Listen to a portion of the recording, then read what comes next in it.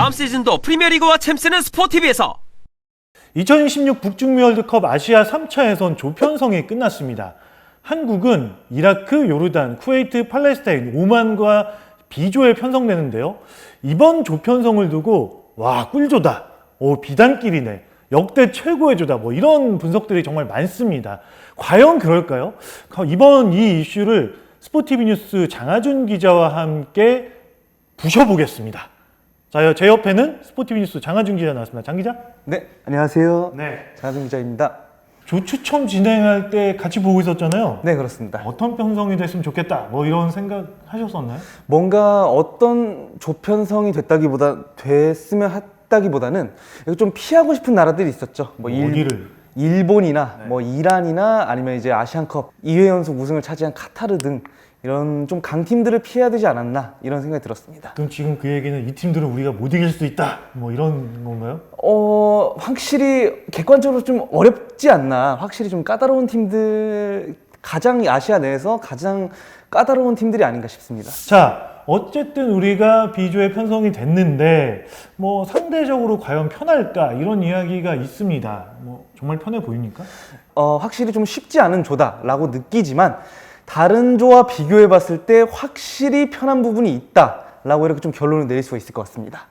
그런가요? 네, 좀 이 개인적으로 다른 조와 비교 분석을 좀 해봤는데요. 확실히 5, 6포트에서 좀 가장 까다로운 상대인 북한과 인도네시아 전부 피했고요.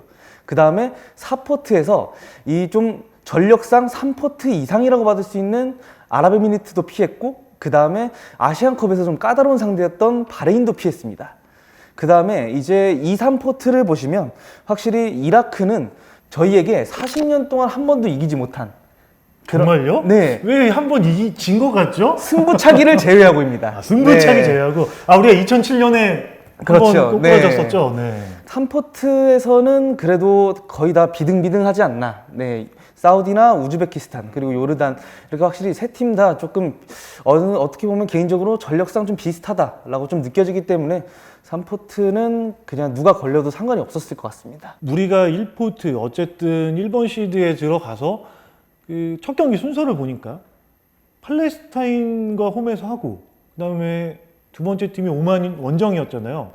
이렇게 이제 약팀과 순서를 시작하는 건 승점 따기 참 좋다, 이렇게 보면 될까요? 확실히 약팀과도 이렇게 좀 먼저 초반에 경기를 하는 것도 좋지만 무엇보다 제가 이렇게 일정을 쭉 봤을 때는 확실히 좀 저희가 1차전을 팔레스타인과 홈에서 치르고 10차전을 쿠웨이트와 홈에서 치릅니다. 그래서 가장 부담스러울 수 있는 경기인 그 1차전과 10차전을 각각 그 조에서 가장 약한 팀을 상대로 홈에서 경기를 한다는 것이 굉장히 좀 긍정적으로 보여집니다. 네, 이런 그 리듬이라면은 우리가 전략을 잘 세워야 될 것 같은데요.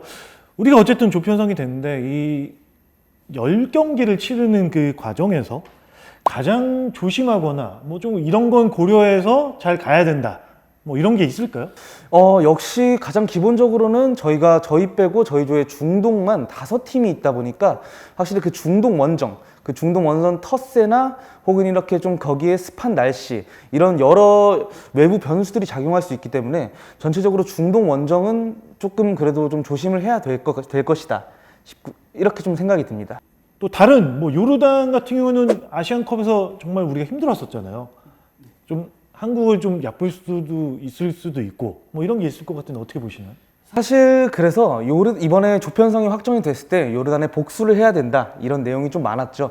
근데 이제 지금 확실히 요르단이라는 상대는 우리한테 조금 무섭게 다가올 수도 있긴 한데요. 아시안컵 때 이제 저희를 제압했던 후세인 아모타 감독이랑 최근에 이제 요르단이 계약 해지를 했어요. 그래서 이제 모로코 국적의 자말 셀람이라는 감독을 새로 선임했는데요. 그래서 이제 어떻게 보면 이번 3차 예선에선 요르단이 아시안컵보다 강해질 수도 있고 또 반대로 그것보다 약해질 수도 있기 때문에 그래서 그런 부분이 조금 요르단을 상대할 때 좀 고려해야 되지 않을까 싶습니다. 이 팀들이 꿈을 갖는 이유가 있습니다. 만약에 한국을 이기지 못하더라도 우리가 이기면 월드컵 간다. 왜? 지금 아시안컵이 이제 4.5장에서 8.5장으로 출전권이 늘어났기 때문인데요. 자, 지금 제가 말한 대로 그렇지만 이게 과연 이번 아시아 그 예선에서 끼칠 영향이 과연 뭘까요? 일단 확실히 저희 한국뿐만 아니라 모든 아시아 팀이 조금 어느 정도는 조금 여유를 갖게 되지 않을까 싶습니다. 지금 이번에 새로 바뀐 아시아 팀들의 월드컵 티켓 향방을 보시면요. 일단 저희가 일단 6개 팀끼리 3개 조에 편성이 됐는데 각 조 1, 2위가 월드컵에 직행합니다. 3위와 4위 팀끼리 또 플레이오프를 치릅니다.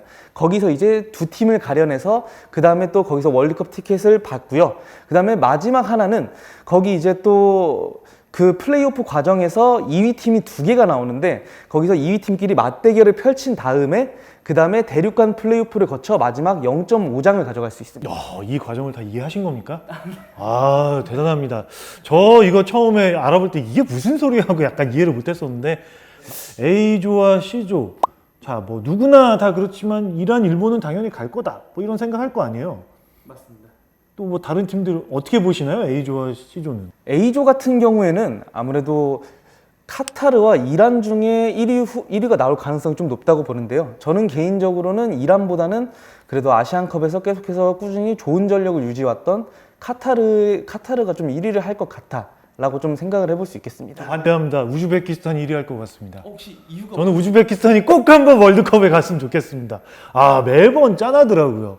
우리와 항상 경기에서 그 꼬꾸라지고 이랬었잖아요. 근데 우즈베키 최근 전력이 좋고 그 유소년에 투자를 많이 해서 오히려 카타르가 밀릴 수도 있고 이란이 밀릴 수도 있다. 감히 이렇게 생각합니다. 어떻게 생각하십니까? 저는 한번 제 선택에 걸어보겠습니다. 아, 그래요? 네. 아, 알겠습니다. 우즈벡 한번 믿어볼게요. 자, C조 뭐 어떻게 보세요? C조 같은 경우에는 그래도 역시 일본이 왠지 1위를 차지할 것 같고요. 그 다음에 호주와 사우디의 2위 싸움. 그리고 저는 여기서 이 신태용 감독님의 인도네시아가 한번 그 4위 한번 가보지 않을까 싶습니다. 대신 중국은 어떡합니까? 중국은 갈 수 있다고 되게 본인들 체면에 많이 걸려 있던데. 저희와 한국과 중국의 경기를 이렇게 좀 직접 이렇게 취재를 가본 결과 오히려 중국 팬들은 조금 벌써 좀 냉정하게 자기 대표팀을 바라보고 있더라고요. 예, 월드컵에 나가기 힘들 것이다. 대표팀은 발전해야 된다. 오히려 그래가지고 그 당시에 제가 중국 팬들을 많이 만나봤는데 한국을 이길 수 있을 것이다. 경기 전에 한국을 이길 수 있을 것이다. 예상한 팬이 단 한 명도 없었습니다. 그래요? 네. 중국 팬들이 현실을 좀 아는 건가요? 뭐 중국 매체들 뒤져보니까 4위, 3, 4위만 해도 그걸 통해서 어떻게 갈 수 있다. 약간 그런 월드컵 몽에 좀 빠져 있는 것 같은데 중국은 갈 수 있을까요? 궁금해지네요. 네, 어쨌든 그렇습니다. 3차 예선 최종적으로 정리를 해봤습니다. 다음 시간에도 모든 이 스포츠계 이슈 한번 가지고 와서 장하준 기자든 또 다른 기자와 함께 썰어보겠습니다. 이상 스포티비 뉴스 이성필, 장하준 기자였습니다. 고맙습니다.